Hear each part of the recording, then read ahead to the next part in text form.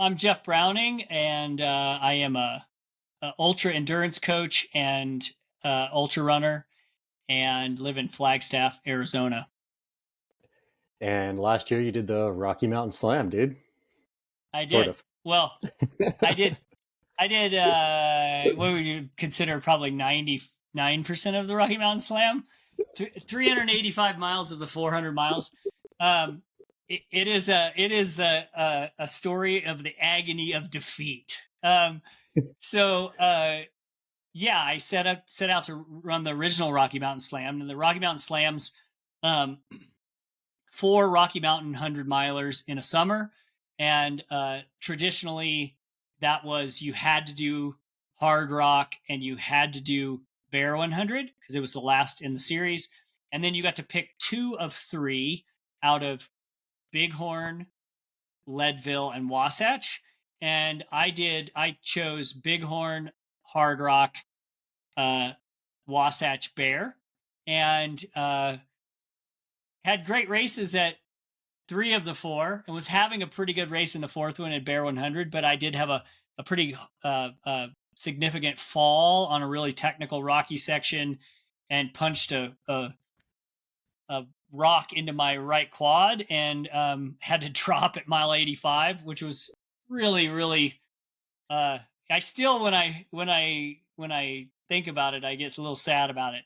I was setting out to do six in that year instead of four, so I had already done two previously before I came into the Rocky Mountain Slam. So Bear was my 600 of the year, and I think there was probably a little lingering fatigue there that didn't help with that fall. But I had one of the projects, the other side project I was doing was I turned 52 last year, and I wanted to finish 52 100 milers when I was 52. So 52 at 52. And Bear was supposed to be the 52nd finish. And that was my third DNF in 24 years of ultras. So I just finished this last weekend. I finished Coldwater 100 and got my 52nd 100-mile finish at 52. So I completed the project. It was just one race late. Nice. Yeah, I remember like last year when I was crewing you out of Coldwater, and when you were mentioning you wanted to do Sedona Canyon's 125, which is basically the half of Cocodona 250. And then you're like, yeah, I'm going to do the Rocky Mountain Slam. At first, I was like, what's that? Like, I'd heard of the Grand Slam before and all these other things. And then you were talking about the Rocky Mountain Slam. I'm like, holy crap! Like that is one monster summer of like hard old school races. And then I was super intrigued, and I was stoked that you did it. Then I was stoked that we like came up with this idea to do a film about it. And actually, it panned out. Like it was kind of like we rolled the dice on whether or not it was going to happen, and then it did. And Yeah. like, I'm super stoked on it. Yeah, I am too, and I think it's really good because it shows that, like, not always do you get what you set out to do, right? Like with the DNF at Bear and not quite completing the Rocky Mountain Slam, it just shows it shows the reality of ultras at times. It would have been a really cool story to get it done too, um, but it is what it is, and I'm okay with it. I just got now I have to redo it at some point because now it's like it's ingrained in me. I have to get it done. I have to say I did the Rocky Mountain Slam. And the cool thing is they've kind of renovated the Rocky Mountain Slam. So officially in 2023, they added more races because it's so hard to get into Hardrock, and that used to be you had to do Hardrock, but now they've taken that out as having to do it. So you only have to just do Bear. That's the one out of the four you have to do because it's the last race, and they give the awards there. And then you pick three out of quite a few races now. Now I think they added Scout Mountain 100 this year. They were Mm-hmm. supposed to. So Scout Mountain 100, uh, Bighorn 100, Wasatch, Uray 100, Leadville, Wyoming Range. But I've heard some things about Wyoming Range that they're having trouble with their permits um, because of the endangered wolverine habitat, and it goes right through the middle of it, and they might have, unless they change the course significantly. So it's up in the air right now. And then the last two would be Wasatch and Bear. So you have to do Bear, but you could pick three of all that list now, which is pretty cool. There's some pretty cool races in there. I've done all of those races in the list except for Uray and Wyoming Range. Those are the only two I haven't done out of the list. And so I'm, if I come back and do it again, I might do it in 2025 maybe. If I did, I would pick some different races than I did this time, just to mix it up and have something different to do. Definitely. I interviewed Cody Draper, who's the RD of the Bear 100, and he went through all the races and stuff and kind of the history of the Rocky Mountain Slam. So that would be a fun clip, just to like clip that entire bit from the interview and upload that, because I think a lot more people would be interested in it, knowing they can do it without having to do Hardrock, because Hardrock is so hard to get into now. Yeah, and I think that's the key, is not having to have Hardrock as a mandatory one on that list. Yeah. And really, like, you could skip July, but the cool thing about the way they have it set up is you really want to do one of the two in June, which is either Scout or Bighorn, and then you want to do either Hardrock or Uray. And Uray you can get into. So you got to do a hard San Juan race in that list, or you skip July and then you have to do 300s back to back in August and September, which would be really hard. So really spreading it out, the new list allows you to really spread it out, because Scout's at the beginning of June and Uray is like third weekend in June or July. So you have a pretty good gap between Scout and Uray, and then you would have to, either do the back-to-back Wasatch Bear thing in September and get another break and just do two back-to-back, or because they're like 3 weeks apart, or you would have to like pick that August race, one of those August races, which would be Leadville or Wyoming Range. If Wyoming Range gets kicked out, if they don't get their permit, I'd be bummed if they didn't. Hopefully they can work something out. Maybe they'll add another race or something to that list, but Yeah. Let's like just real quick, like I know we didn't put this in the notes that we're going to talk about, but like when you were doing this slam, like it really reminded me about like how cool old school ultra running is. Like one of my first experiences in ultras was going to Wasatch. Like back when I knew nothing about ultra running, I'd never even done like a 50K before, but I was going to school in Utah and I was like, oh, sick. Like, what's this Wasatch 100? Like, it's only an hour away. I'm going to go check it out. And like coming back or going back last year, and then just like seeing how old school it was and how Bighorn was the exact same way, like the most old school race of all time, and it's freaking beautiful up there. And then like Hardrock obviously is a classic and still kind of like has that same character, and then Wasatch and the Bear are the exact same way. And like these races are so cool because they're the epitome of ultra running, where it's not a big show. You go out there and you do it because you love it, and not because like, okay, I want a bunch of press and fame or glory or whatever. You're running because you love running and you love the culture. I think it's really cool. And it's a rad course, So like, yeah, I think that's one of the things that's like a highlight in the Rocky Mountain Slam is the quality and the coolness and the hardcoreness of the courses. Bighorn's just such a remote, like gnarly, even though it's an out and back, it doesn't feel like an out and back because it's a totally different course coming back. And it's just a hard course, man. It can be muddy and it can be gnarly and it can have gnarly weather in June. And the snow's just melted, or there's still snow on the course. It's pretty legit. There's, it's amply was coined Little Hardrock a long time ago, just because of that, because it gives you that vibe. And I think it's just great. There's so many great races in that series, and it is the epitome of old school. I love it. Yeah, exactly. Like I was actually really blown away at how cool Bighorn was, because I've heard about it for years. And I was in Boulder filming with Billy Yang. We were doing some stuff with Hayden Hawks. And then like just last minute, I was like, oh, cool. Like it's a pretty quick drive to get up there before going to States. Granted, it is a lot of driving, don't get me wrong. But like on the way up there, I was just like, this place is incredible. Like I'd only been to certain places in Wyoming. And then like going there, I was just like, how does this even exist? Like there's like moose everywhere, like bear, the place is wild. Like it is absolutely wild. It really like, the is. wildflowers are just like off the chain. Like it is incredible out there. It's so cool. Yeah, it's really cool.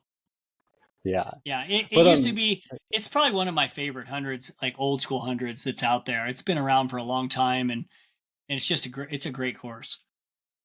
Yeah, like I just honestly, like, besides like how beautiful it is, like the kind of like family atmosphere, if you want to call it that, is like super cool. Where like everybody camps out, You hang out It's probably one of the afterwards. coolest finish lines in ultra running.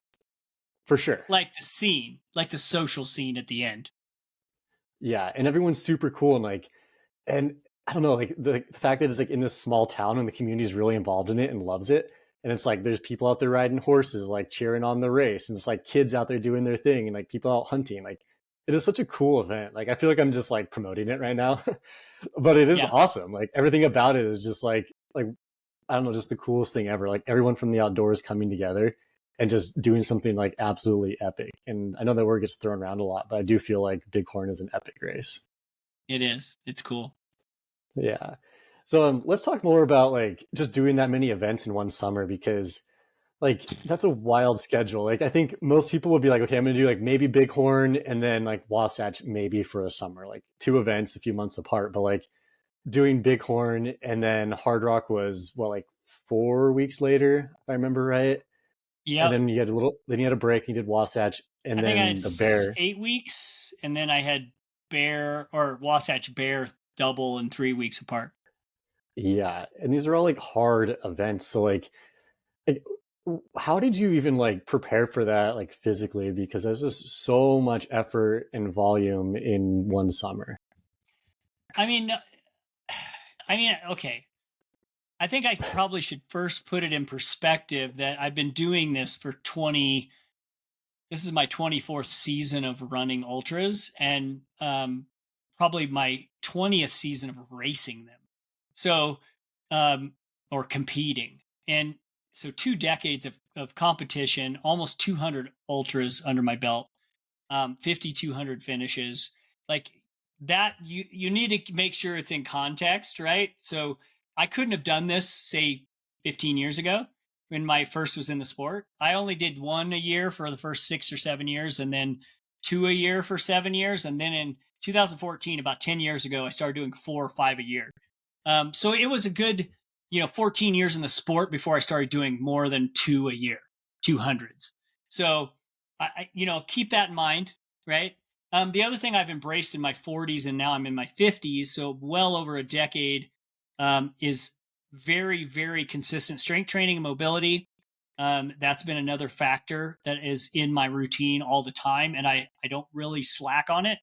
I've lifted all the way through since like 8th grade. So since I was probably 14 years old, I maybe took a little bit of break in my 20s when I was chasing a career in graphic design, um, but I did get back into it in my 30s and pretty hard, and then really hardcore in my late 30s and all through my 40s.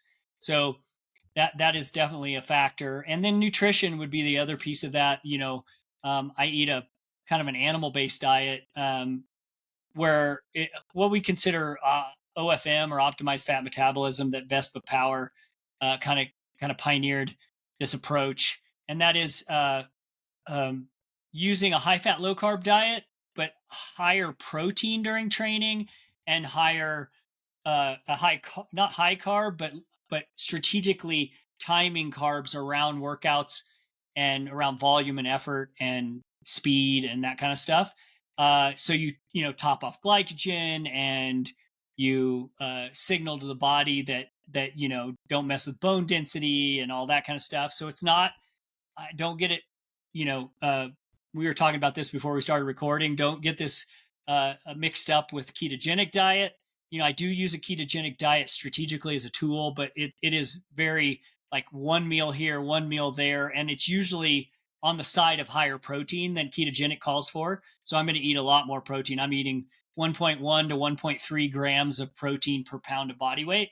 So I'm eating 150 to 180 grams of protein a day from animal proteins, raw dairy, raw milk, raw cheese, cultured dairy, um, lots of red meat, organ meat, nose to tail. I eat nose to tail, all that kind of stuff. So I do eat a ton of animal proteins, lots of eggs. So that's a factor. It keeps my inflammation low. It makes me recover really fast. So recovery is really kind of off the hook on this, and we coach this in our coaching business, the OFM approach, especially for athletes in their 40s and 50s and 60s. They see a huge difference if they've had 10 or 15 years of ultras, and then all of a sudden they shift to this, they're kind of blown away by the recovery benefit and how uh, much younger they feel on this approach. Because it's just a nutrient. It's a very, very nutrient dense diet. We're basically avoiding sugar, grains, and seed oils in our everyday diet, but we're still using strategic, simple carbs on race day and long runs, and then strategically timing stuff like fruit and potatoes and stuff like that around effort and volume. So I think that approach probably is the biggest number one factor of like recovery on this, besides the strength training and the experience. I bounced back so fast, after these races. And I didn't used to. When I was younger, I was more of a high carb athlete for 15 years, first 15 years in the sport. In the last 10 years, I've been more low carb and high protein. So it definitely has helped, shifting the macro count. Yeah, let's talk a little bit more about that because I think people have this misconception that like if you go low carb or keto or OFM or something that you just don't eat. And it's just like this weird thing that I don't we conflate these things.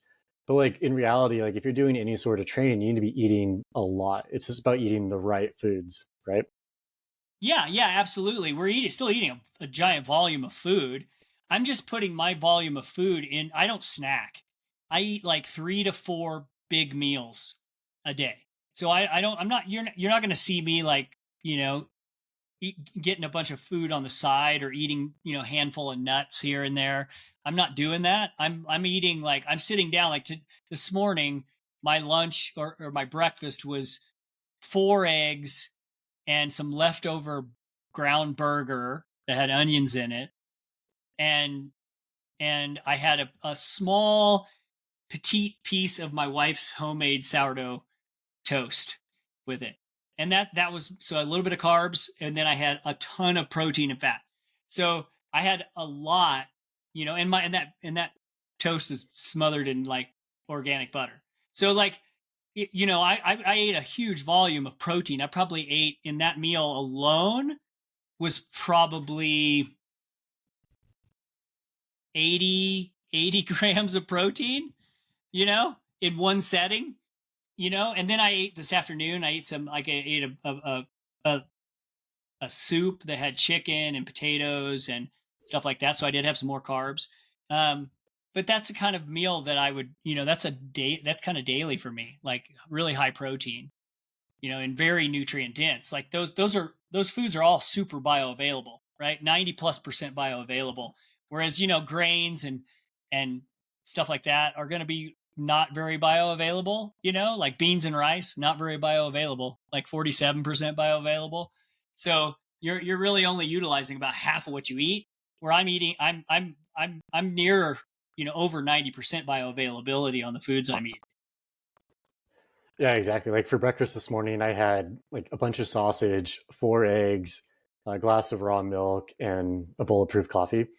And then I went and rode my bike for 3 hours, and like I felt fine. Like I definitely fueled in. I was using S fuels, which is like a cluster dextrin mix, whatever. But still, I wasn't doing like that many carbs per hour. It was like maybe like 30 to 40 an hour because it was like a pretty mellow ride. But like I think Yeah. we just because like you go lower carb or animal based or keto, whatever you want to call it, like definitely still need to be eating because if you're not eating, it's like I think we were talking about earlier. It's like you're going to have bone density problems, you're going to have iron issues, you're going to have energy problems. Like you still need to fuel the work no matter what type of diet you're on, and that also like affects your recovery too, right? Yeah, for sure. And there's been ample studies on protein intake and it showing like increased no major negative benefit or negative issues, but only benefits to recovery. So high protein approach, like we're doing with OFM, which is a lower carb approach, but we're still 100 grams to 200 grams a day most days. Occasionally we might go ketogenic low carb, but that's very rare. It's like maybe once a week you might do it, or maybe, and if it was that day, it's still not going to be ketogenic because ketogenic calls for moderate protein and under 1 gram per pound of body weight, probably more like 0.6 to 0.7 grams per pound of body weight.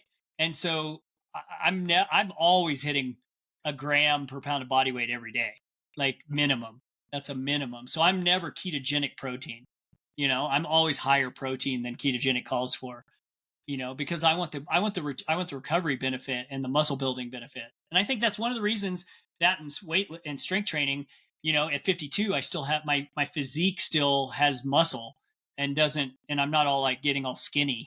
Like you see a lot of 50, 60-year-olds start to lose muscle mass by their 40s and 50s because of not enough protein in their diet and not enough strength training. And I think it's important to note that like a lot of people think that like the ketogenic is like or like a keto diet or like a high fat diet is like a modern like trend or whatever. But it's been around since the 20s and it was a way to treat epilepsy and seizures, not necessarily as like an athletic protocol. And so Yeah. like if you are being very active, like whether you're lifting, running, cycling, whatever, like you need to adjust those parameters a bit because going to 20 grams or even zero or less than that per day is like of carbs is probably not going to be very beneficial for you. And you definitely have like a higher protein need when you're being like that active. Well, I think another thing to consider too is like some athletes might be dealing with a little bit of a metabolic issue where they might be a little hypoglycemic or something like that, where they're really, really sensitive to too many carbs in their diet. So they might have struggled to get it. They might need to be able to manage that metabolic issue. They've got to go even a pretty low carb approach. And in that, if they're an athlete, I would personally just recommend that you actually up your protein because any excess protein is going to convert through gluconeogenesis to top off glycogen.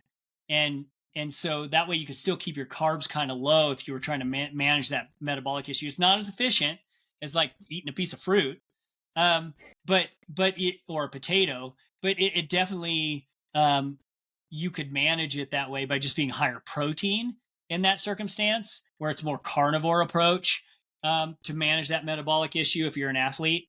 I think that's something to kind of note as a side note. I have a couple athletes that have a little bit of a metabolic issue, and that from previously being a vegetarian or something, and they're kind of metabolic system's a little broken. And so they've been able to manage that with a higher protein approach, kind of a low carb, pretty low carb, but high protein approach. And that's helped them. Yeah. And what's really interesting, and like I know you have a lot of experience with this, but like I don't know, I think we all kind of started in running like doing like a high carb approach because you're kind of taught that you need like a lot of carbohydrates, especially in ultras. You're always just taught like just eat the entire time. Like if you're not eating, you're not going to do well, whatever type thing. Yeah. But it was interesting just the other day, and I just posted this interview a couple days ago. Anthony Lee, he's from Boulder. He runs for Topo and a couple other people, and he was having just some like bonking issues in hundreds, like more towards the latter end of the race, the last 20 miles or so. And he ran Hurt 100. When was that? Like 2 weeks ago or something from today. I don't remember exactly, but like besides him having like a good race where he was able just to do a couple spring gels an hour on like more of like a fat adapted diet or body, his recovery was like spot on. He was saying that he ran across the finish line. They brought out a chair for him, and he's just like, "Oh, I don't want to sit down." Like he just felt so good that he wanted to keep going. And then he used to have Yeah. issues in the past too, where like he'd get super puffy in the ankles and the feet and stuff. You wouldn't be able to see them at all. And he said that this time he could like, yeah, I could see everything. I could see my tendons. I could see my feet. Like things were fine. And I just thought that was really cool that like he's changed up his diet quite a bit and he's seen those benefits even after only a month or so of doing like a higher fat diet, higher fat and protein diet. And that's something that we've like that's all a lot of the OFM athletes we've coached over the years, and myself included, Mike McKnight. We all saw less inflammation, improved recovery, especially after races. Just less swelling. Like I said before, I was a high carb athlete for 15 years, and I used to be ballooned up after a race. I just have really swollen knees and ankles, at cankles. You couldn't even see my ankle bones, and I was just kind of brain fog and all kinds of stuff for a week, and I just kind of chalked it up to being normal, part of running 100 miles until I went OFM, and then I was like, oh, it doesn't have to be like that, you know. I was that same way. It's so funny. Anthony and I are probably like in parallel universes, about 8 or 9 years apart, because I did my shift 7 weeks before Hurt 100 in end of 2015 and beginning of 2016, and ran Hurt 116, and I showed up there like only 7 weeks into kind of being on this high fat, low carb approach. And I didn't know what I was going to expect. So I had all these backup plans and drop bags and a bunch of gels. And I ended up kind of doing about 200 calories an hour and through the race, and felt amazing. And after the race, I was like, the day after the race, I was doing like burpees because I was like, man, I'm not even sore. Like, this is crazy. I just ran down 25,000 feet of climbing, and I think I ran like 20. I can't remember my time that year, 21 something. I ran fast that year, and I totally hammered on that course, and I was not very sore at all and not very swollen. And I had this 15 years, 20 plus, I think I had 2200s as a high carb athlete. And I was looking at it going, what? Like, this is not my normal. It was a new normal. It was like, whoa, this is the real clean. That was kind of an aha moment for me, to really see like that recovery benefit and the less inflammation after races. I was like, oh, I'm like 100% behind this now, after that experience. Just one experience, I was like, oh, I want that. I want more of that, because I'd had like 2200s of like brain fog and swelling, and I was like, well, that's the high carb approach. I'm okay with like leaving that behind, and that's what we experience coaching it too. Like, we have tons of athletes go, oh yeah, and they sometimes will even fall off the wagon after, say, a year of doing it, or 8 months of doing it, or a season of doing it, and they'll go into the holidays and off season, and they'll kind of fall off the wagon for a month or two, and they'll just feel like crap because they're new clean, and then they'll come back and go, I got to get back on that, man. I felt so much better.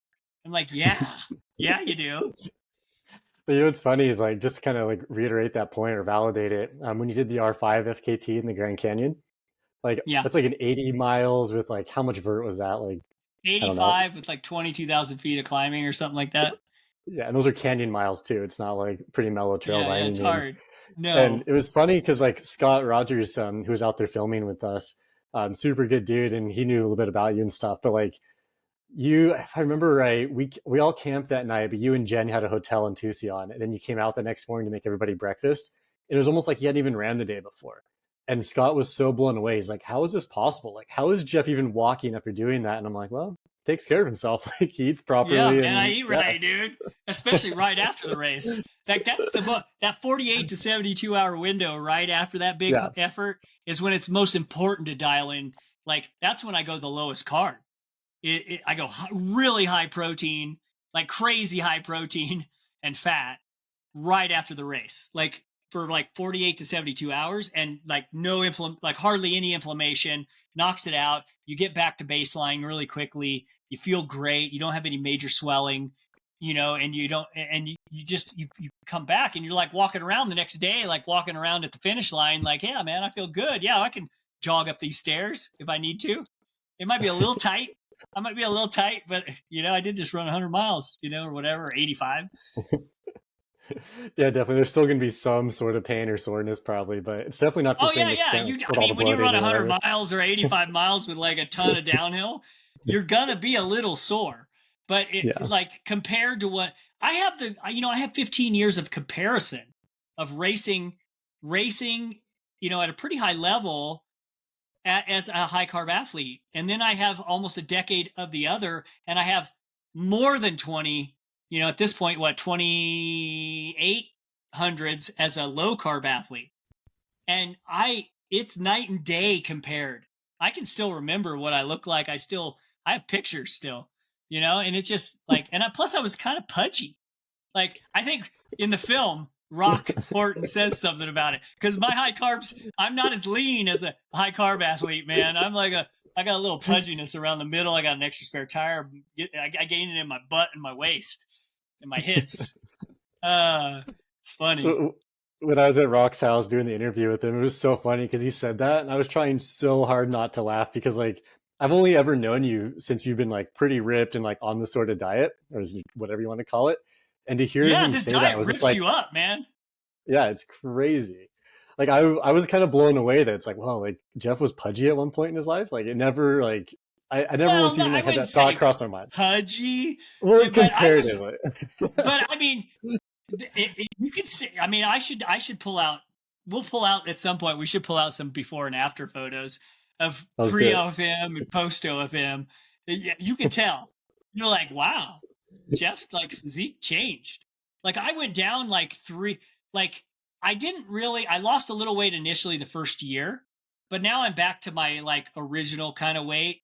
Like well, I was like 146 as a high carb athlete, and I would race at 142, but I couldn't maintain it.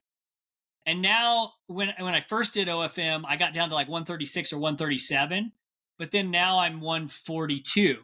So, but I'm 142, but I still have the same waist size as I did at 136. I just have more muscle.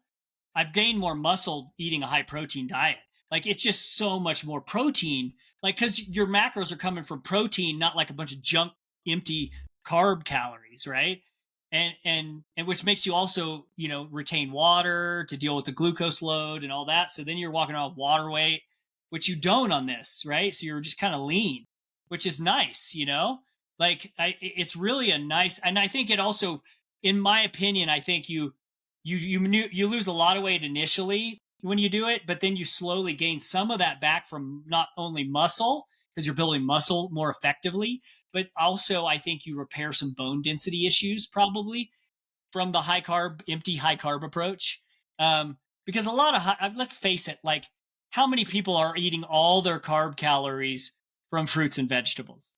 Not very Oh, many that are on a yeah, high very carb few. diet. I Yeah. wasn't. I was eating a lot of bread, and I was eating a lot of cookies and pancakes and all kinds of stuff. Syrup with sugar, with high fructose corn syrup in it. And all that kind of stuff. And when you're eating that kind of stuff, it's like not nutrient dense at all. It's just a bunch of junk calories, man. And so you're actually replacing those junk calories with like really nutrient dense, high protein, high good fat, like replacing that with really nutrient dense foods, and it shows in your physique. It's really cool, man. It's one of the coolest aha moments I've had in my entire life. you know I mean, there's even been threads out on letsrun.com about me using PEDs because of like how ripped I am. I'm like, dude, I'm working hard. I like eat clean living, man. I want longevity in the sport. You know what I mean? Like I'm 52. I don't want to be broken down when I'm 80 years old. I want to be around for my grandkids. I wouldn't take that junk. It's clean living, and you can do it. Like there is a natural approach, that you can really get good benefit for, like, from a physique perspective. I mean, you got to spend time in the weight room. I've been 3 days a week in the weight room too, to get this at 52. It takes work, you know, but like my wife always says, she came from elite gymnastics. Less talk, more chalk. I love that quote from her. It's interesting in the film too, just to kind of like validate what you're saying, just like how much like muscle mass you still have at 52. Because so Keston Moore, he helped me film some of the events, and he was at the finish of Wasatch when you came in, when you and John Love, is that his name, right? Yeah, yeah, yeah. You guys John Love. sprinted it in, which was wild. But like it was such a crazy finish to watch. But then to see you kind of like bend over, just kind of like catching your breath and see how jacked your arms are is really a testament, because most people, if they're running any sort of ultra, like have almost no real muscle mass. And like you can Yeah. just see it so visually there. And it's really interesting to see. Well, I mean, I'll give the listeners right now an example of like how dedicated I am to this.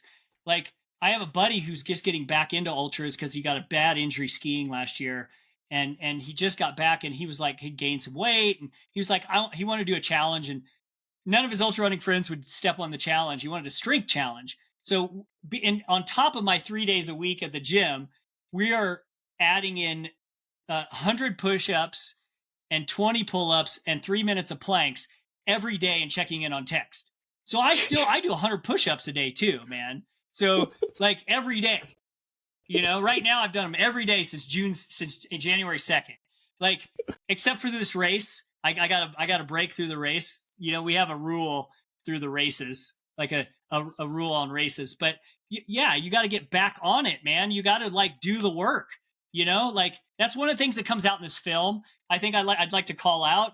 this film you really captured some of the interviews really well. And I think, me talking about my farming upbringing and like doing hard work, like that work ethic, it has to come through, man. Like, I'm not sitting around like eating bonbons, man. I'm at the gym working out, and I'm eating good food, nutrient dense food. Like I care about what goes into my body because I want to be around for my grandkids. So like I think it's really important to kind of call that out, that work ethic matters too.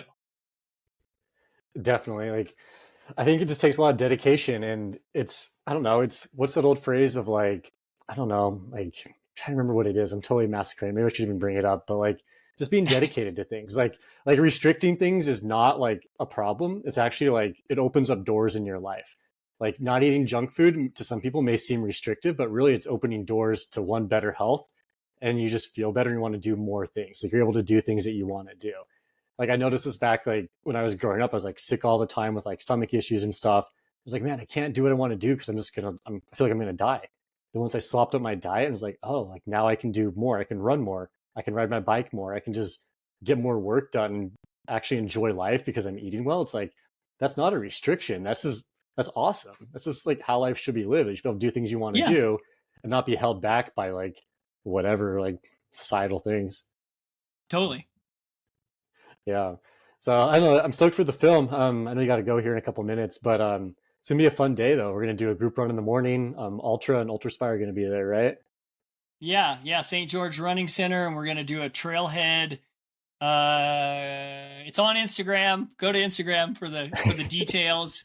At Go Bronco Billy or St. George Running Company or Running Center. Sorry, St. George Running Center on Instagram. That all the details are there. You can RSVP at St. George Running Center's IG, link in their bio.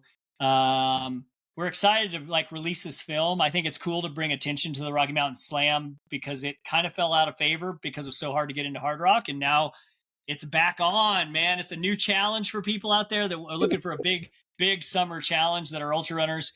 It's a really beautiful challenge. I mean, you're going to see some cool country and one sandwiched into one summer. And you'll get to experience the paint cave a little bit and make friends with it, you know? Um, or like Courtney Dauwalter likes to say, you get to put on your hard hat, get your little pickaxe and start making that pain cave just a little bigger. Tink, tink, tink, tink, tink, tink. Yeah, just poco a poco to the same Spanish, like little by little. Little by But little, man. Make that pain cave bigger. yeah, we're gonna do some giveaways too. HVMN Ketone-IQ is giving away some product. Vespa's gonna be there. Steve from the Running Center is gonna give away some stuff. So like, if you're in town, come out and run, and then come watch the show the night. It's gonna be fun. We'll do a Q&A after Yeah. too.